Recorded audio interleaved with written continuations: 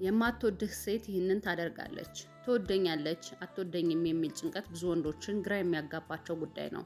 ሴቶች መውደዳቸውን ብዙ ጊዜ አይናገሩም። ባህላችን፣ እምነታችን፣ የህይወታችን ልምድ በቀጥታ የሚሰማንን ለወንድ ልጅ እንዳንናገር ያደርገናል። በሀገራችን ብዙ ነገሮች ነውር ናቸው።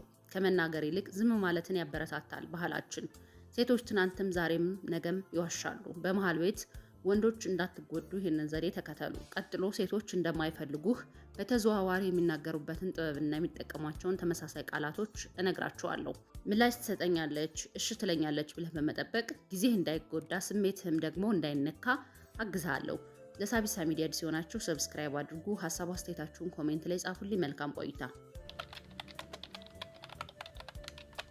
አንደኛውና የመጀመሪያው ይቅርታ አሁን ቢዚ ነኝ የምትል ከሆነ እንገናኝ ስትላት በተደጋጋሚ ቢዚ ነኝ ትልሃለች።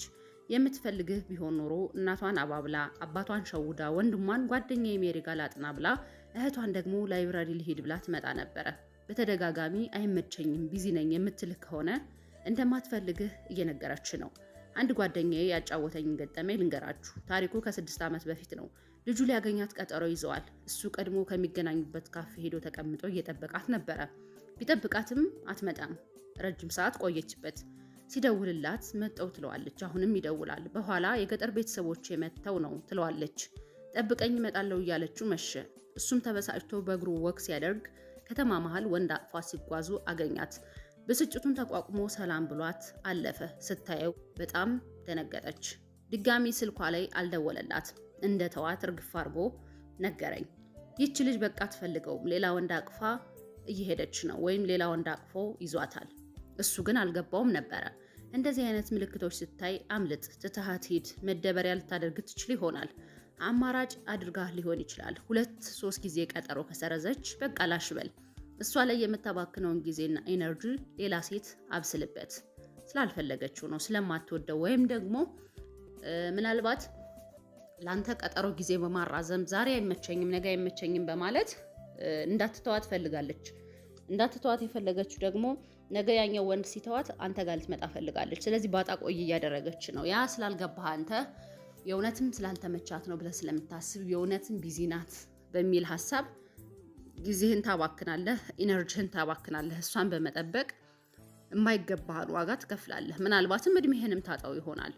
ምክንያቱም ስትጠብቃት ቀናቶች ይሄዳሉ፣ ጊዜያቶች ይሄዳሉ። እሷ ግን ሌላ ወንድ ጋር እየተዝናናች ሌላ ወንድ ጋር ምናልባትም ልታገባው የፍቅር ቀጠሮ ይዛለት ሊሆን ይችላል። ከዛ ያኛው የሆነ እንትን በሆነ አጋጣሚ ሲለያዩ ወይ በሆነ አጋጣሚ ነገሮች ሳይመቻቹ ሲቀሩ ወደ አንተ ትመጣለች። ስለዚህ ቢዚ ነኝ እያለች የምታበዛብ ከሆነ ተዋት። ሁለተኛው አሁን የፍቅር ቀጠሮ ጊዜ አይደለም የምትል ከሆነ አሁንም ሌላ ታሪክ ልጨምርልህ። 11ኛ ክፍል እያለው አንድ ጓደኛችን አንዲት ልጅ አፈቀረ። ቆንጆ ነበረች፣ በጣም ቀስ ያለች የተረጋጋች ነበረች። ወንዱ ያቀረበላትን ጥያቄ አሁን ጊዜው የመማርበት ነው፣ አላማ አለኝ ስትል መለሰችለት። ሐሳቧ በጣም ትክክል ነበር በወንድ ልጅ በኩል ሲያዩት። ግን ሴት ቀጥታ አትናገርም እና ቃል ልግባልሽ ምንም ሳናደርግ እንቀጥል ቢላትም እንኳን አይሆንም በፍጹም አለችው። አንድ ቀን ምሽት ላይ የዩኒቨርሲቲ ተማሪ ፍቅረኛዋ ለረፍት በመጣበት አቅፏ ሲጓዙ ታየች።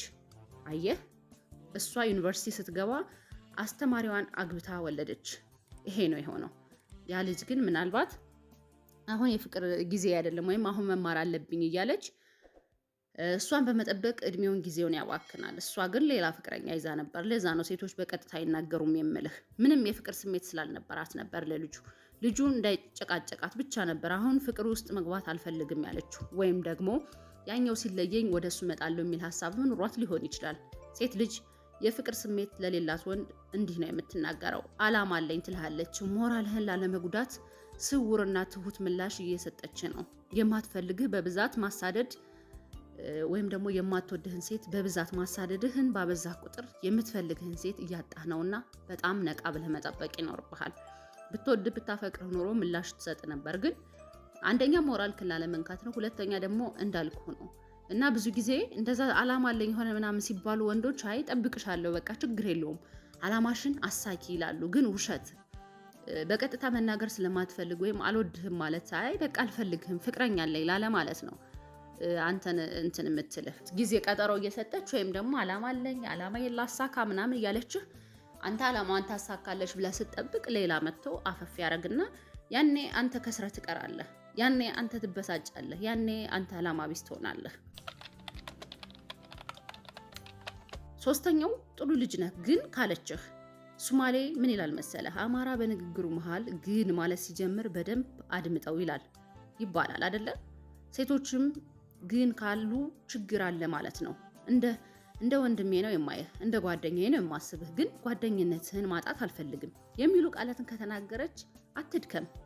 መድከም የለብህም። አንተን ከጓደኝነት ውጪ በፍቅረኝነት ማየት ይቸገራለሁ የምትልህ አላፈቅርህም ማለቱ ስሜትህን እንዳይጎዳው ነው።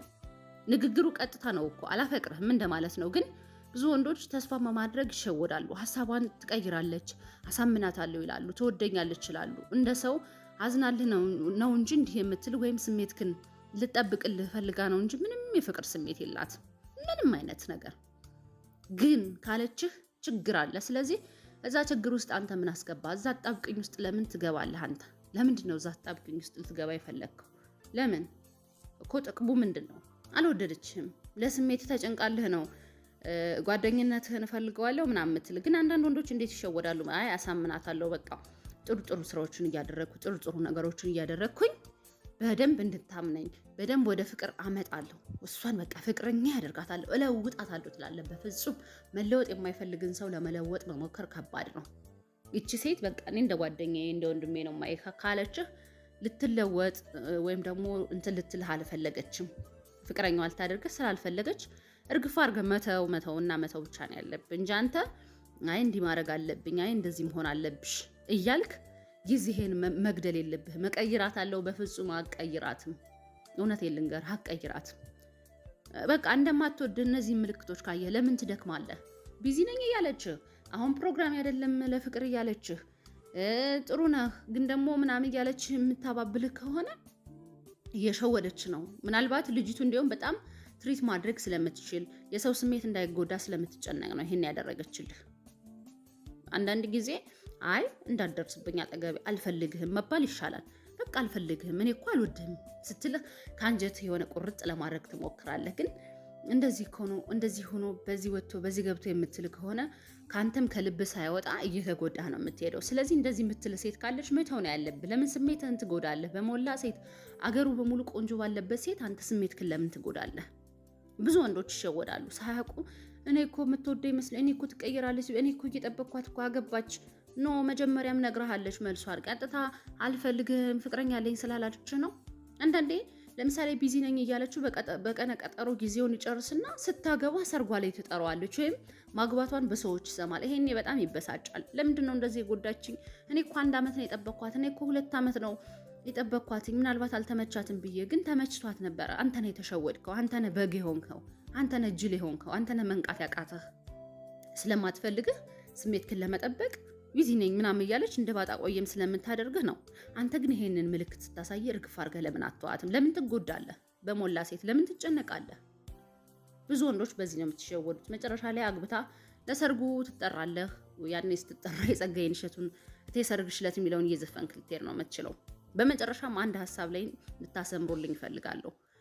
ሴቶች በምክንያት አያፈቅሩም። መጀመሪያ የኔ ፍቅረኛ ብለው 100 መስፈርቶችን እንዲያሟሉ ይፈልጋሉ። በመጨረሻ ግን አንዱንም መስፈርት የማያሟላ ወንድ በስሜት ይማርካቸዋል። በስሜት በኩል ቅረባት የምልህ ለዚህ ነው። 50 ምክንያት አትደርድር።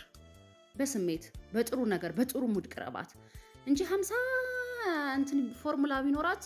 የሆነ መጽሐፍ ላይ ያነበብኩት የሆነች ሴት በጣም ብዙ አይነት መስፈርት ነበራት ለወንድ። መጨረሻ ብላ ግን ምንም እዚህ ግባ የማይባል ወንድ የሆነ ብቻ ስትል ሰምቻለሁ። ማለት መጽሐፉ ላይ ጻፈው ምንድነው በጣም ስትሰርዝ ስትቀንስ ከመስፈርቶቿ ኑራ መጨረሻ ላይ ግን በቃ ወንድ የሆነ ብቻ ነው የሚፈልገው። እንደዚህ ነው። እና ብዙ መስፈርቶቹን ላንተ ስትነግር ኑራ መጨረሻ የምታገበው ግን ዝም ብሎ ተራ ምንም አይነት መስፈርቷን የማያሟላ ወንድ ነው። ውድ የሳቢሳ ቤተሰቦች የዛሬው ፕሮግራም ይሄን ይመስላል። ለሳቢሳ ሚዲያ አዲስ ሆናችሁ ሰብስክራይብ አድርጉ። ሀሳብ አስተያየታችሁን ኮሜንት ላይ ጻፉልኝ። መልካም ጊዜ